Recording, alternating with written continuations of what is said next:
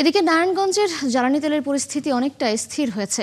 তেল নিয়ে গ্রাহকদের অভিযোগ কম। সেখানকার তেলের সবশেষ অবস্থা জানাতে যুক্ত হচ্ছেন হাবিবুর রহমান। হাবিব, নারায়ণগঞ্জের পাম্পগুলোতে আজকের পরিস্থিতি কেমন দেখতে পাচ্ছেন? ডিপোগুলোর কি অবস্থা? এছাড়া তেল নিয়ে কোনো অভিযোগ রয়েছে কিনা গ্রাহকদের, সে বিষয়ে জানাবেন। এখান থেকে যথারীতি তেল সরবরাহ করা হচ্ছে।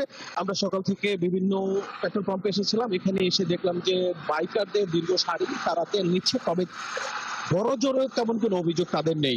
তারা পর্যাপ্ত তেল পাচ্ছে এবং পেট্রোল পাম্পে যে ওনার আছে তাদের সাথে কথা বলেছি, তারা শুধু আমাদেরকে তাদের নিরাপত্তার কথা জানিয়েছে। কারণ অনেক সময় অনেক বাইকার তারা অতিরিক্ত তেল নেওয়ার জন্য দাবি কিংবা চাপ সৃষ্টি করে থাকে, এই জন্য তারা একটু নিরাপত্তার অভাব আছেন বলে তারা আমাদেরকে এমনটা জানিয়েছেন।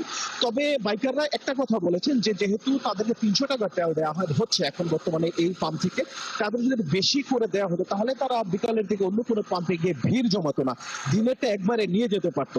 তো তিশা আরেকটা তথ্য দিতে চাই, গতকালকে নারায়ণগঞ্জ জেলা প্রশাসন এবং বিজিবি সহ দুইটি রাতে অভিযান চালিয়ে প্রায় ৯,১০০ একটা পয়েন্ট থেকে এবং আরেকটি জায়গা থেকে ৪,৮৮০ লিটার এই জ্বালানি তেল উদ্ধার করছে মজুদদারদের কাছ থেকে। তাদের বিরুদ্ধে বিভাগীয় ব্যবস্থাও নেওয়া, শাস্তিমূলক ব্যবস্থাও নেওয়া হয়েছে তিশা।